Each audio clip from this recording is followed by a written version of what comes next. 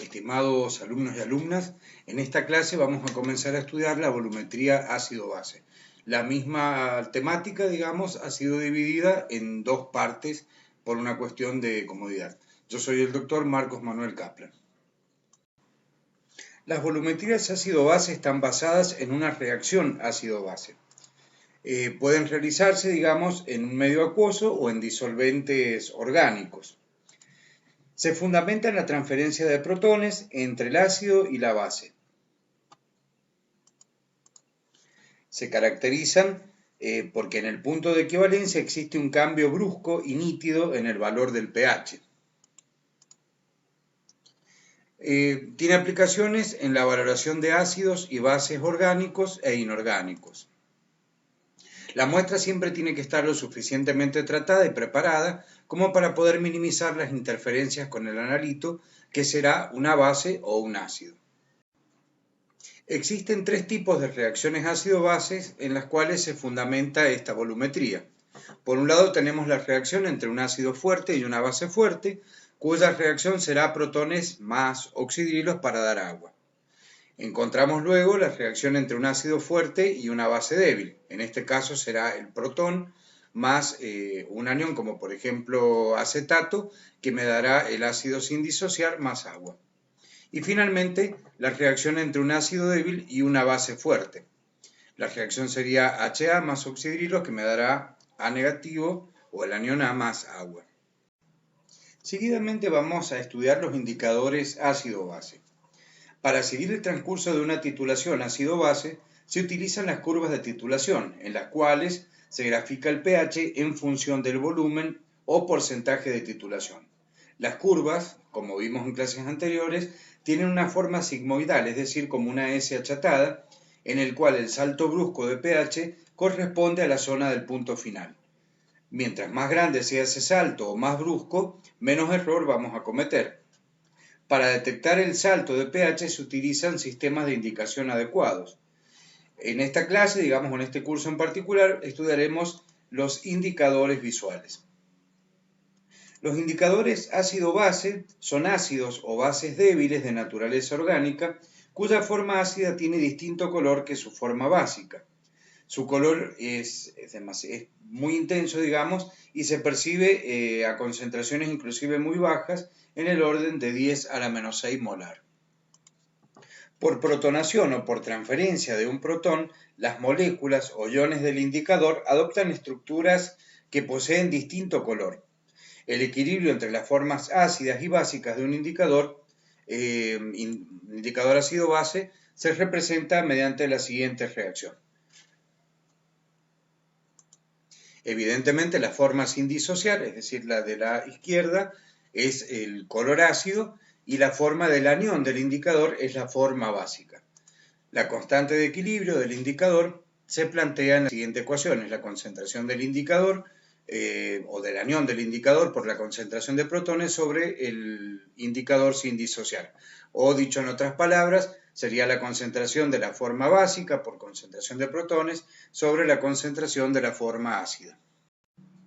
Como les mencioné, entonces, por protonación o transferencia de un protón, estas moléculas van a adoptar distintos colores.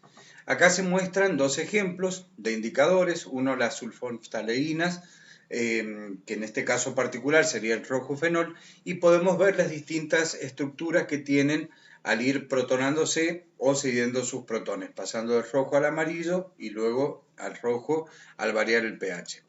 Otro ejemplo lo constituyen los indicadores azoicos, como por ejemplo el anaranjado de metilo o denominado también eleantina, cuya forma ácida tiene color rojo y su zona alcalina, su color alcalino es de color amarillo o naranja. Vamos a plantear nuevamente la disociación del indicador y la constante de equilibrio para la distribución del mismo.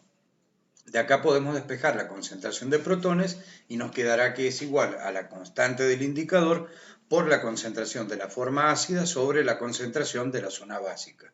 Si tomamos menos logaritmo a ambos miembros, lo que vamos a obtener es que el pH es igual al pK del indicador menos el logaritmo de la concentración de la forma ácida sobre la concentración de la forma básica.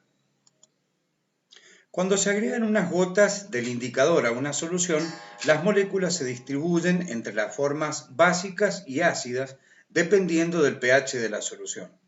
Si la solución es tal que el pH es igual al pK, entonces lo que vamos a tener, digamos, la concentración del indicador en su forma ácida va a ser igual a la concentración del indicador en su forma básica. Y por lo tanto, el término logarítmico se hace igual a 0. ¿Sí? Por eso nos queda pH igual a pK del indicador. En ese caso, la solución va a tomar, digamos, una coloración intermedia a la que corresponden a sus formas ácidas y básicas del indicador. Si sobre la solución con pH igual a pK del indicador se va agregando ácido lentamente, la concentración de la especie ácida va a ir creciendo e irá virando hacia el de la forma ácida. Para el ojo humano, a partir del momento que se alcance que la concentración del indicador en su forma ácida es 10 veces más grande que la concentración del indicador en su forma básica, la solución aparecerá con color totalmente ácido. La intensidad y la calidad no se van a modificar por más que sigamos agregando ácidos. Lo mismo va a pasar al revés, si sobre esta solución, digamos de pH igual al pK, agregamos base, el ojo humano va a percibir el cambio cuando la concentración del indicador en su forma básica sea 10 veces más grande que la concentración en su forma ácida.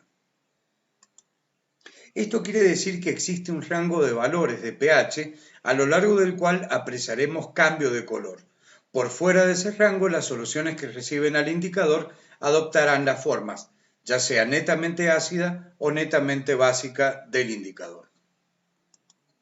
Siempre refiriéndonos a la percepción de la cual son capaces nuestros ojos, ese rango vendrá dado por, en la forma ácida, será el pH igual al pK del indicador menos el logaritmo de la forma ácida sobre la forma básica. Es decir, en este caso, la forma ácida es 10 veces más grande que la forma básica, entonces será el logaritmo de 10 sobre 1. Por lo tanto, el pH será igual al pK del indicador menos 1. Para la forma básica va a ser al revés. La concentración de la zona de la forma ácida va a ser 10 veces más chica que la concentración de la forma básica. Por tanto, el pH va a ser igual al pK del indicador menos el logaritmo de 1 sobre 10. Por tanto, el pH va a ser igual al pK del indicador más 1. En definitiva, el rango de viraje de un indicador vendrá dado por la ecuación pH igual al pKa más menos 1. Si el pH es menor que el pK del indicador, menos 1 tendrá el color netamente ácido. En cambio, si el pH es mayor que el pK del indicador más 1, la coloración será netamente básica. La mayor parte de los indicadores poseen dos formas, una forma ácida y una forma alcalina con diferentes colores, y por eso a estos indicadores se los denomina dicromáticos. La relación entre la concentración de la forma ácida y la forma alcalina de estos indicadores va a depender exclusivamente del pH de la solución sobre la cual se adiciona y es independiente de la concentración analítica del indicador. Aumentando la concentración analítica de este indicador solamente se va a conseguir una mayor intensidad. En la siguiente tabla se pueden apreciar algunos ejemplos de indicadores y vamos a ver su color ácido y su color básico y también está representado el pH de viraje de los mismos. Acá también encontramos otros tipos de indicadores con lo mismo su color ácido, su color básico y el pH del viraje.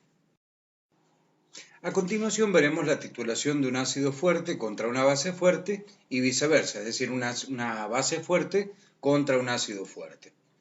Una curva de titulación ácido-base es un gráfico del pH en función del volumen de solución titulante o porcentaje de titulación. Su conocimiento nos va a permitir, por un lado, determinar si una titulación dada es factible o no. Además, nos va a permitir calcular los errores sistemáticos de una titulación y finalmente la elección de los indicadores que minimizan los errores. Vamos a estudiar la volumetría ácido-base ejemplificando con hidróxido de sodio como agente titulante del ácido clorhídrico. El hidróxido de sodio se colocaría en la burete, por lo tanto su volumen es variable, y vamos a considerar que tiene una concentración de 0,1 molar. En el Erlenmeyer se coloca el ácido clorhídrico, para nuestro ejemplo serían 50 mililitros, está escrito de esa manera 50,00 porque eso indica que es un volumen perfectamente conocido y medido.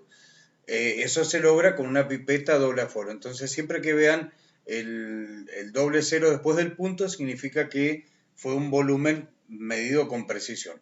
Y la concentración de dicho ácido también es 0,1 molar.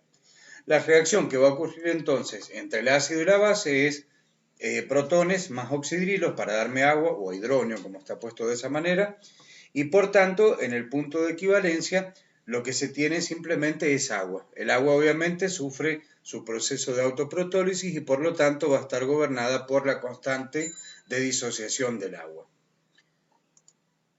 ¿Cuándo va a acontecer el punto de equivalencia?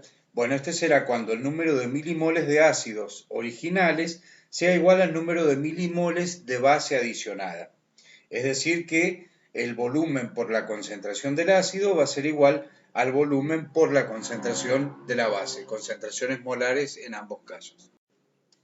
Vamos a ver cómo construir la curva de titulación tomando el ejemplo que vimos recién, es decir, el ácido clorhídrico 0,1 molar con el hidróxido de sodio 0,1 molar. Para poder construir la curva de titulación tenemos que considerar dos puntos característicos y dos regiones. El primer punto es cuando el volumen de la base adicionada es igual a 0, es decir, cuando todavía no se agregó nada de base. Por lo tanto, la solución es solamente el ácido original. Si despreciamos la protólisis del agua, la concentración de protones va a ser prácticamente la concentración analítica, es decir, sería 0,1 molar para el caso de nuestro ejemplo. Si sacamos a eso el pH, o sea, el menos logaritmo de la concentración de protones, nos va a dar un valor de 1. Lo que sigue es la región en la cual el volumen por la concentración de la base es menor al volumen por la concentración del ácido, es decir, una región con exceso de ácido. En esta primera región, parte del ácido ha sido neutralizado para formar, digamos, una mezcla de de cloruro de sodio y de ácido clorhídrico. A menos que la concentración del ácido sea muy baja o que estemos muy cercanos al punto de equivalencia, la concentración de protones será igual a la concentración del ácido en exceso corregido por la dilución. Esto es, concentración de protones igual al volumen por la molaridad del ácido, es decir, los milimoles de ácido, menos el volumen por la concentración de la base, concentración molar, los milimoles de base, sobre el volumen que teníamos original del ácido más el volumen que hemos agregado de base. Ahora ya cuando llegamos a la zona donde la concentración de protones es muy baja, es decir, menor a 10 a la menos 5 molar, ya el aporte de protones que hace el mismo ácido es cercano al del agua y por lo tanto tenemos que utilizar la forma exacta de la ecuación. Esto es concentración de protones igual al volumen por la concentración del ácido menos el volumen por la concentración de la base sobre el volumen total más kW sobre concentración de protones, que sería el aporte del agua. Acuérdense que la parte la parte izquierda de este sumando, digamos, es el aporte de protones que hace el ácido, mientras que la parte derecha es el aporte de protones que hace el agua. Luego le sigue el punto de equivalencia. Aquí la solución es neutra y por lo tanto la concentración de protones es igual a la concentración de oxidrilos. Por lo tanto, para calcular la concentración de protones sacamos la raíz cuadrada de kW, por lo que el pH va a ser igual a 7.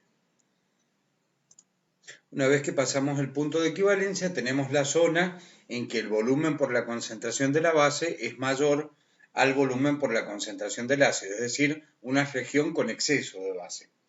Pasado entonces el punto de equivalencia, lo que vamos a tener es una mezcla de cloruro de sodio y de hidróxido de sodio.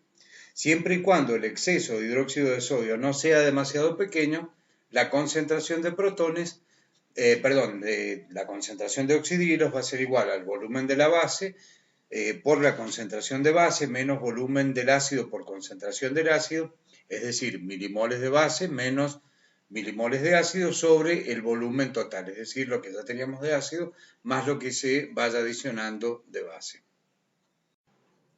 En la figura que se presenta a continuación están graficadas las curvas de titulación para ácido clorhídrico 0,1 molar, que sería la línea verde, que es la de nuestro ejemplo, y también está graficado la curva de titulación para el ácido clorhídrico 0,01 molar. El mismo está representado con la línea roja.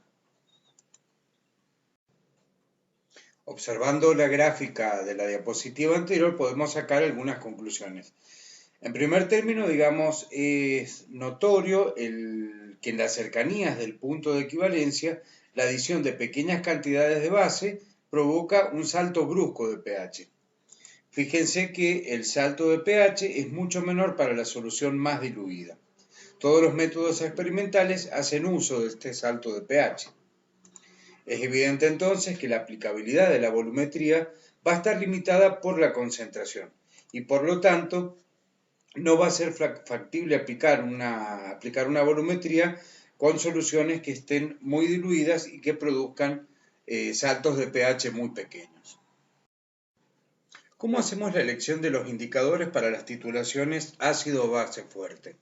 Una vez que hemos obtenido la curva de titulación, y sobre todo después de que calculamos el punto final y el punto de equivalencia, hay que tener en cuenta dos aspectos que son muy importantes.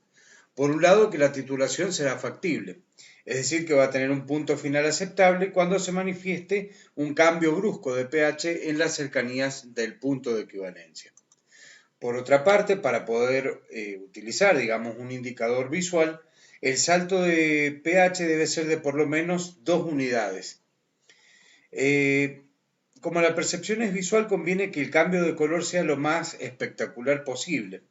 Es más fácil, digamos, percibir un viraje entre dos colores diferentes que percibir un viraje entre dos matices de un mismo color. El intervalo de viraje del indicador debe coincidir, al menos parcialmente, con la porción más empinada del salto de pH. En nuestro caso particular, que teníamos el hidróxido de sodio 0,1 molar, que titulaba al ácido clorhídrico 0,1 molar, acá estaría representado, digamos, en este esquema o en este diagrama, el punto final, ¿sí? O sea, el punto de equivalencia más o menos 0,1%.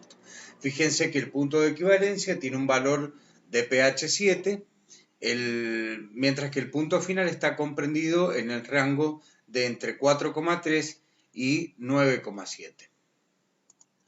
Para poder visualizar este punto final tenemos que seleccionar un indicador que sea adecuado, es decir, que tenga su viraje dentro del punto final, ¿sí? O que coincida, o que su cambio de color, mejor dicho, sea dentro o esté comprendido dentro del punto final.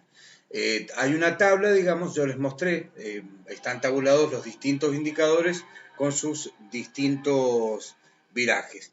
Acá como ejemplo vamos a tomar el rojo fenol, que vira entre 6,4 y 8,2, el naranja de metilo, que vira de 3,1 a 4,4, y el púrpura de bromocresol, que vira de 5,2 a 6,8. Cuando se realiza una titulación, digamos, el pH es como si lo estuviéramos midiendo en el Erlenmeyer, o sea que en nuestro caso particular del clorhídrico con el hidróxido de sodio, al estar el clorhídrico en el Erlenmeyer, vamos a venir desde una zona ácida hacia una zona alcalina. Por lo tanto, lo que tenemos que observar en el indicador, para nuestro caso en particular, es el cambio que va a producir en la zona alcalina, o sea, supongamos el rojo fenol, que tiene su color ácido, es amarillo y cambia a rojo, va a cambiar a rojo cuando llegue a pH 8,2. Digamos, si uno lo pone originalmente en el Erlenmeyer, se va a poner de color amarillo hasta que se produzca ese viraje. Lo mismo va a pasar con el naranja de metilo, que va a venir, digamos, desde su color ácido, es decir, rojo, y va a cambiar ese amarillo naranja a un pH de 4,4. Con el púrpura de bromocresol el cambio lo veremos a 6,8. O sea, en nuestro caso particular, estos tres indicadores, digamos cualquiera de los tres sería apropiado para poder visualizar el punto final, ¿sí? Porque todos los valores de viraje alcalino de estos indicadores se encuentran dentro del punto final, ¿sí? A su vez, dentro digamos, de estos tres indicadores, lo que uno tiene que ver es cuál comete menos error. Si bien los tres pueden utilizarse, lo que uno tendría que ver es cuál comete menos error. ¿Cuál va a ser el que va a cometer menos error? El que tenga un viraje más cercano, digamos, al punto de equivalencia. O sea que en nuestro caso particular, el mejor de entre los tres indicadores sería el púrpura de bromocresol, ya que cambia a 6,8, que es muy cercano. Ahora en este caso tenemos la porción, digamos, está representada solamente la porción del punto final para el ácido clorhídrico, pero en este caso es 0,001 molar, que es la otra curva de titulación que vimos representada en la gráfica en diapositivas anteriores. ¿Sí? Fíjense que ahora digamos, se achica el salto ese de pH, y el punto final ahora está comprendido entre 6,29 y 7,71. Si nos fijamos en la zona, digamos, en el viraje alcalino de cada uno de los indicadores, vamos a ver que naranja de metilo está cambiando o está virando a 4,4, es decir, está virando antes de llegar al punto final, ¿sí? Con lo cual se comete error y por tanto este indicador no se puede utilizar. El caso del rojo fenol vira a 8,2, por tanto estaría virando después del punto final, ¿sí? Porque el punto final es a 7,71, o sea que también estaría cometiendo error y tampoco podría utilizarse. El único que puede emplearse en este caso es el púrpura de bromocresol, que vira a 6,8 y se encuentra dentro del punto de equivalencia. Hay que tener cuidado cuando la titulación, digamos, se realiza al revés. Cuando yo tengo hidróxido de sodio en el Erlenmeyer y en la bureta tengo ácido clorhídrico. En ese caso, la curva de titulación va a ser inversa. ¿Sí? Voy a venir desde una zona alcalina hacia una zona ácida. Y por lo tanto, lo que tengo que fijarme en el indicador es, digamos, el valor que yo tendría que mirar ahora sería el de la zona ácida. 3,1 para el naranja de metilo, 5,2 para el púrpura de bromocresol y rojo fenol para, perdón, y 6,4 para el rojo fenol. ¿Sí? No da lo mismo usar un valor que el otro. Todo va, digamos, uno siempre tiene que observar qué es lo que tiene en el measure, ¿sí? O cuál es la forma de la curva. Si yo vengo de la zona ácida hacia la zona alcalina, selecciono o me fijo en el valor de viraje de la zona alcalina del indicador. En cambio, si vengo desde una zona alcalina hacia una zona ácida, es decir, hidróxido de sodio en el Erlenmeyer y el ácido clorhídrico en la bureta, bueno, ahí tengo que fijarme en la zona o en el valor de viraje ácido del indicador. Vamos a mencionar algunos aspectos prácticos. El análisis por volumetría ácido-base demuestra que contienen analitos ácidos o básicos, requieren disponer de reactivos estandarizados, o sea, una solución de ácidos y bases cuya concentración sea muy bien conocida. Con este fin o para este fin se utilizan exclusivamente soluciones de ácidos y de bases fuertes que producen saltos de pH en las cercanías del punto de equivalencia mayor para los electrolitos débiles. Como ácido, el más utilizado es el ácido clorhídrico, ya que se dispone del mismo como un producto de gran pureza, es barato y sus soluciones son bastante estables. El procedimiento usual es preparar una solución de concentración aproximada y luego valorarla frente a un patrón primario. Para ello se suele, digamos, con datos de densidad y de pureza, se calcula el volumen para preparar una X cantidad ahí está puesto como ejemplo, nada más 100 mililitros, 0,1 normal, pero bueno, de cualquier concentración o cualquier volumen, y luego se transfiere ese volumen que hemos calculado con una pipeta graduada, un matraz doble aforo y se enrasa. Posteriormente la normalización se lleva a cabo, digamos, contra un patrón primario que tiene que estar en un Erlenmeyer y el ácido clorhídrico se carga en la bureta.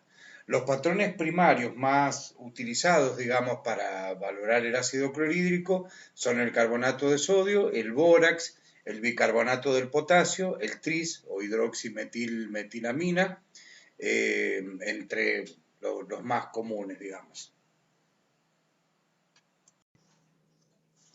Vimos recién la preparación y titulación del ácido clorhídrico para transformarlo en un patrón secundario.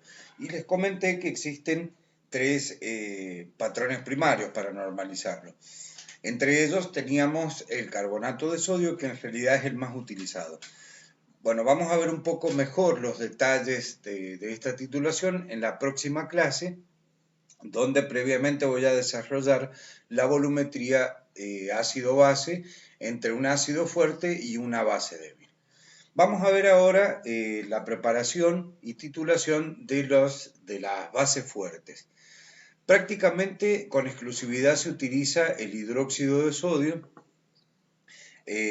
ya que el hidróxido de potasio, digamos, si bien se comporta de una forma similar, el grado de pureza con el que viene este reactivo es del 80% contra el 97% que tiene el hidróxido de sodio. Además, el hidróxido de potasio tiene un costo bastante más elevado que el hidróxido de sodio.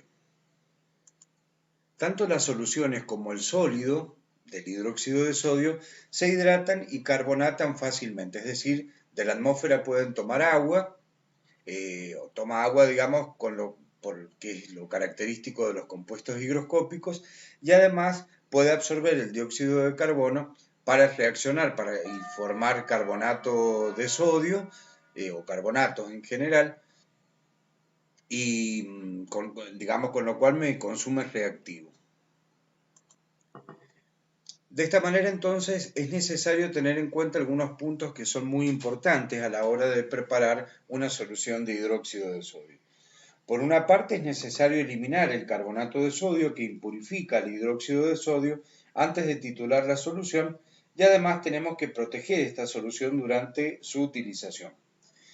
Para eliminar el carbonato de sodio, se aprovecha la escasa solubilidad que tiene el mismo en soluciones concentradas de hidróxido de sodio. Por tanto, se prepara una solución al 50% del mismo y luego se deja reposar, digamos, un par de horas para que precipite el carbonato de sodio y poder así filtrarlo o centrifugarlo.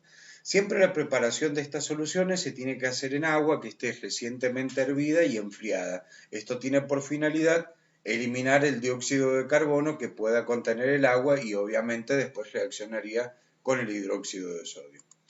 Entonces la manera de prepararlo es pesar en una balanza granataria la cantidad apropiada de hidróxido de sodio y posteriormente se disuelve en un vaso, digamos, con agua hervida y enfriada.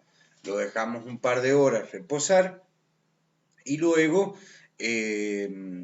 una vez que hemos filtrado, que hemos centrifugado, hay que conservarlo en botellas de plástico. En general, todas las soluciones de hidróxido de sodio, tanto esta del 50% como la que preparemos como reactivo, tienen que conservarse en botellas de plástico, ya que el hidróxido de sodio ataca el vidrio y lo comienza a disolver. Una vez que hemos preparado, digamos, esta solución al 50%, tenemos que medir y verter el volumen necesario con una pipeta graduada, porque luego va a ser normalizado, en un matraz en un matraz aforado, y luego se enrasa para finalmente proceder a su titulación. Por supuesto, el agua que vamos a utilizar también en este caso deberá ser hervida y enfriada. Para proteger la solución se pueden utilizar buretas herméticas, donde la solución se aísla, digamos, de la atmósfera, utilizando para ello dos trampas de óxido de calcio, que es la figura que podemos ver a continuación. ¿Cómo se hace para normalizar una solución de hidróxido de sodio? Bueno, se coloca en una bureta la solución de hidróxido de sodio y en un Erlenmeyer va a estar colocado la solución patrón primario. Esos patrones primarios, o los patrones primarios que existen para las bases, son el bictarato de potasio, que se ve ahí la fórmula, el ácido benzoico y el ácido sulfámico. El más utilizado entre estos tres es el biftalato de potasio. Bueno, de esta manera culminamos la primera parte de la volumetría ácido-base. Por su atención, muchas gracias.